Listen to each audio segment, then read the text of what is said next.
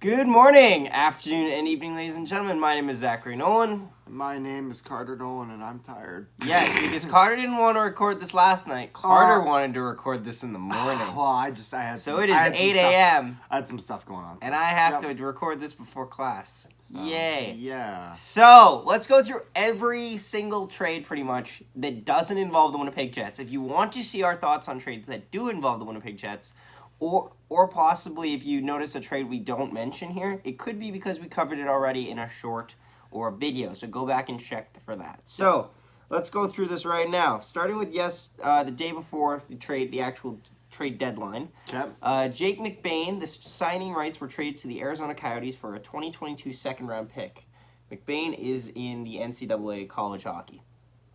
Good trade for Arizona. Honestly. Yeah.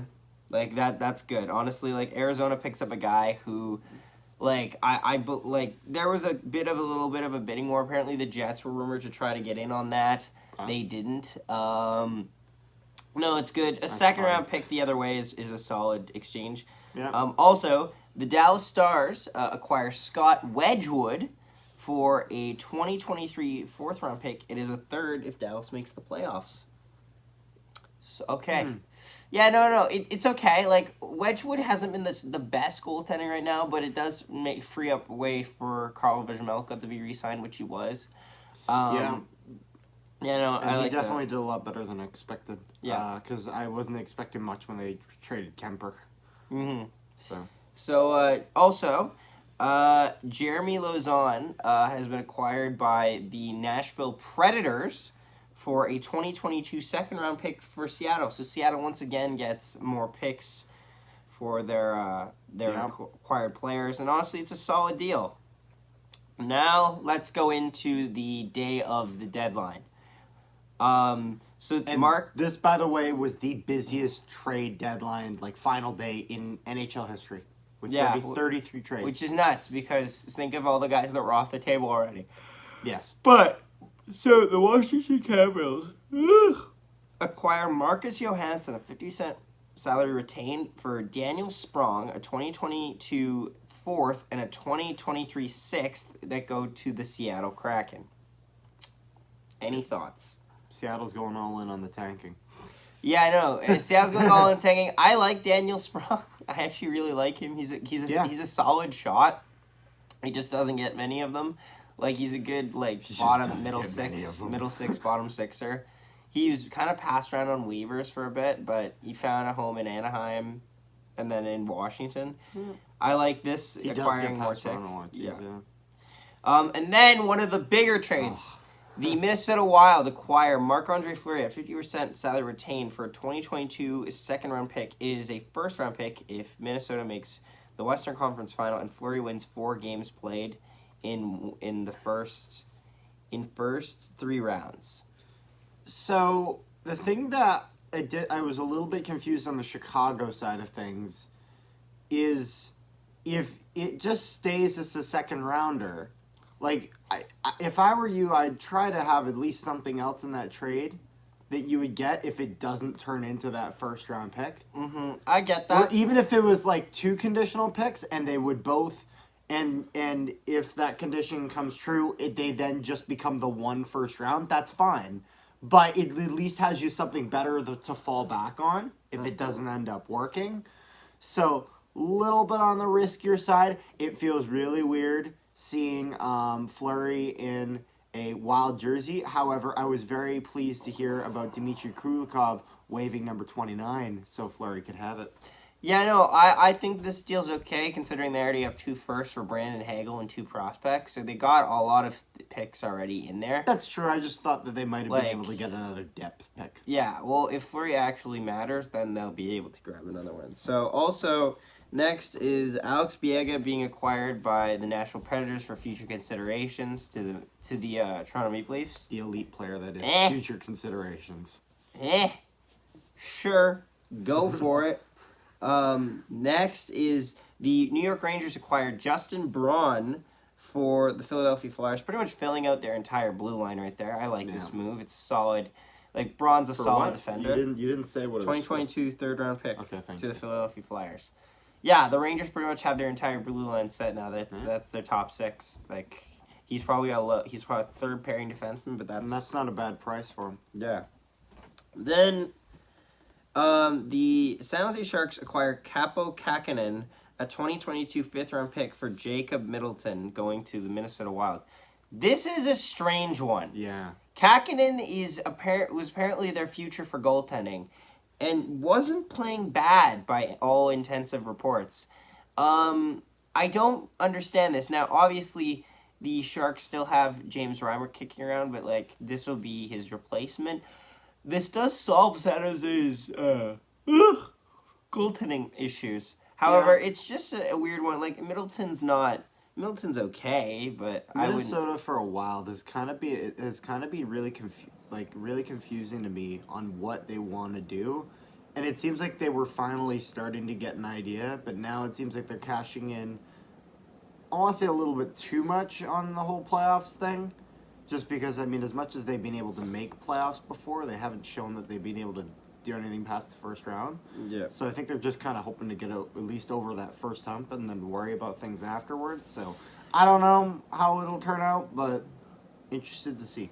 Yeah. So then also LA acquires Frederick Allard from the Nashville Predators, and the Nashville Predators acquire Braden Burke. Heh.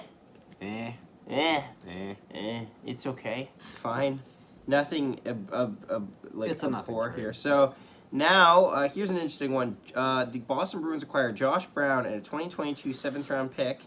It becomes a sixth if Senyshyn, I believe his name is pronounced, plays 5 games played. And the Ottawa Senators acquire Zach Senyshyn, a 2022 5th-round pick. Now, if you don't know who this guy is, Zach is one of the 3 players that the Bruins took in the first round in a row in that like notably terrible draft for the Boston Bruins. It was Senyshyn, DeBrusk, and Zaboral, I believe, are the 3. And then none of them developed except for maybe Jake DeBrusk, you could say. And yeah, no, Josh Brown's okay, but like it is. I think, like, probably, we're being honest, like, they're just giving Senyshyn a chance to get a change of scenery to a younger team, which is nice, because that guy goes through enough pain of being a former first-round pick. Josh Brown. I completely forgot about that whole thing where Boston had a lot of first-round picks and did nothing with them. Yes. But yeah, like, that's all right. Want to keep moving? No. Okay. Let's all right. stop. So then we get to an interesting one. The Colorado Avalanche acquire Arturi Lehkonen for a 2024 second-round pick and Justin Barron. So both Barron brothers on the move, as the other one would be traded to the Winnipeg Jets. This was apparently part of the deal that had been offered to Winnipeg, but they refused. They declined it. So they went and they got Arturi Lehkonen, which is okay. Yep. Solid pick. So now let's get moving back to the Eyes are men with a plan. So the St. Louis Blues acquire Witowski and Nick Leddy for Oscar Sundquist, Jake Wallman, and a 2023 second-round pick. That is a nice haul. Nice haul, Yzerman. And this is an upgrade from what Yzerman got for Nick Leddy, which was a second-round pick, and Richard Panik. That's what he gave up to get him. Yeah. Because basically the expectation with Leddy when they got him was they would get him to be kind of a bit of a veteran voice for those new young defensemen. And if you didn't know, those new young defensemen are developing very nicely. So at this point, they're just going to move him and get whatever he's worth, and that's more than he bought him for. And it's just another move in the Yzer plan. And as someone who likes Detroit, likes the Jets, I dread the day that Winnipeg has to trade with Detroit. Yeah, so next up we move on to Washington Capitals acquiring Johan Larsson at 50% salary retained from the Arizona Coyotes for a 2023 third-round pick. Honestly, it's okay here. Again, Arizona's selling off assets. Good trade both ways. Didn't pay too high of a price tag for it. Yeah. Yeah, and then let's move on to the Colorado Avalanche acquiring Andrew Cogliano for a 2024 fifth round pick. Cogliano's solid depth. That honestly. is, yeah. That's solid for them. That's not a bad price. Yeah. For them, too. So then we get to news of the New York Rangers trade away former Jet Anthony Bitetto to the San Jose Sharks for Nick Merkley. This is an upgrade, though it does suck because, like, why you gotta do that to Bitetto? Why you gotta do him like that? Could have had all those. The guy former was Jets so all happy to together. be a New York Ranger. All those former Jets. All together. those former Jets in one place. Such a shame, but it's a really good trade by San Rangers Jose. got a lot of former Jets. It's a solid trade by the New York Rangers. Like I Yeah. don't necessarily know what San Jose was interested there, but it is what it is. Next, we have a trade between bottom teams. The New Jersey Devils acquire Andrew Hammond from the Montreal Canadiens for Nate Hamburglar. Schnarr.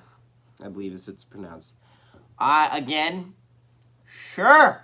Like, go for, like, again, it's one of these guys that... Hamburglar, you win. A lot of this is just guys changing scenery, probably trying to just get better outlook. So, yeah, I'm okay with this. Yeah, well, they kind of, even that trade that you were talking about just prior to that with them trading away Bitetto, I don't think that's a trade where they really think that one is significantly better than the other. They're just kind of like, let's try something new, you know? Yeah, I see that. Let's change it up a little Okay, bit. so the New York Rangers acquired Tyler Mott from the Vancouver Canucks for a 2023 fourth-round pick. That's a solid... That is so apparently, solid. that's the best offer they got on Tyler Mott. It was kind of a disappointing day for the Vancouver Canucks. They didn't really do anything. Yeah. And a lot of Vancouver fans wanted them to be selling at the same time. I understand why they didn't. They could hold out for another year. But, yeah, like, this is a solid move for the New York Rangers once again. I was seeing I was talking with a few Rangers fans, and they were very happy about that. Yes. And very happy with the price they paid as well. Now we're moving on to the Derrick Broussard World Tour as he gets traded from the Broussard World Philadelphia Tour. Flyers to the Edmonton Oilers for a 2023 fourth-round pick at 50% salary retained. Yeah, again, it's solid pickup for the Edmonton Oilers. Again, Derrick Broussard moving around, like around. But yeah, it is what it is. Next, the Calgary Flames acquire Ryan Carpenter for a 2024 fifth-round pick, a very cheap price. Very cheap price. I like this move by the Calgary Flames. They did most of their moves before the deadline by getting Tyler Toffoli. Yep. Next, we have the Dallas Stars acquire Vladislav Nemestikov. Vladimir Nemestikov. Oh, fucking hell. Vladimir Nemestikov. Nemestikov from the Detroit Red Wings for a 2024 fourth-round pick. Good move. Solid price tag. Next, the Ottawa Senators acquire Michael McNiven from the Calgary Flames for future considerations. Future considerations. Then this is a funny one. So after being put on waivers, then Tampa Bay Lightning acquire Riley Nash from the Arizona Coyotes for future considerations. Again, okay. Then that's our trade. That's our trade again. Then we get to an interesting one. Okay. So, Ricard Raquel has been traded to the Pittsburgh Penguins with 35% salary retained for a 2022 second-round pick. Zach Aston Reese, Dominic Simone, and Callie Klang. Mind if I just take a look at Yes. this even closer? There's a lot of pieces there. Yeah, I just want to make sure I think this is fully digest this. I think this is a decent haul actually for like Ricard Raquel. Yeah. Like the price tags you always wonder about price tags when you're moving a guy. That doesn't look bad. I don't think there's any sort of egregious overpay by the Penguins. Yep. And I don't think that Anaheim is not getting enough value for him. I think that's pretty even. And now we're down to five trades, Carter. All right. So, the Edmonton Oilers have acquired Brett Kulak with 50% salary retained for William Legason, a 2022 second-round pick, a 2024 seventh-round pick. Oh, I don't know if I like this move for the Edmonton Oilers. Like, Kulak's a good defenseman for Montreal. defensive, but Legason, I would have held on to Legason. Yeah. And a second-round pick, that's a... Montreal had an awesome trade deadline. They really did. Whether it was whether it was the move with Ben Sherratt, or this one, it seemed like they really got the king's ransom for every guy they were selling. They got the top price. Yeah, no, I agree. Budge. It's good. Now we are down to the San Jose Sharks acquire Antonin Morand from the Tampa Bay Lightning for Alexei Melnichuk. Sure, fine. Tampa Bay said they were done trading, so what is this? But then they make 3 more trades, but okay, cool. The Seattle Kraken acquire Victor Rask at 50% salary retained for a future considerations from the Seattle Kraken. Again, that looks terrible in the Nino Niederreiter trade. Yikes. So this is an interesting one. We can't go a trade deadline out without having a nice little 3-way trade. So the Carolina Hurricanes acquire T. Inamoto. I don't know his first name, and they didn't write it down. Miyamoto? Inamoto. Tyler Inamoto. And Max Domi, who has 50% of his salary retained by the Columbus Blue Jackets, 25% of it retained by Florida. Florida gets a 2022 6th-round pick and Igor Korshkov. And the Columbus Blue Jackets acquire Aiden Hreshchuk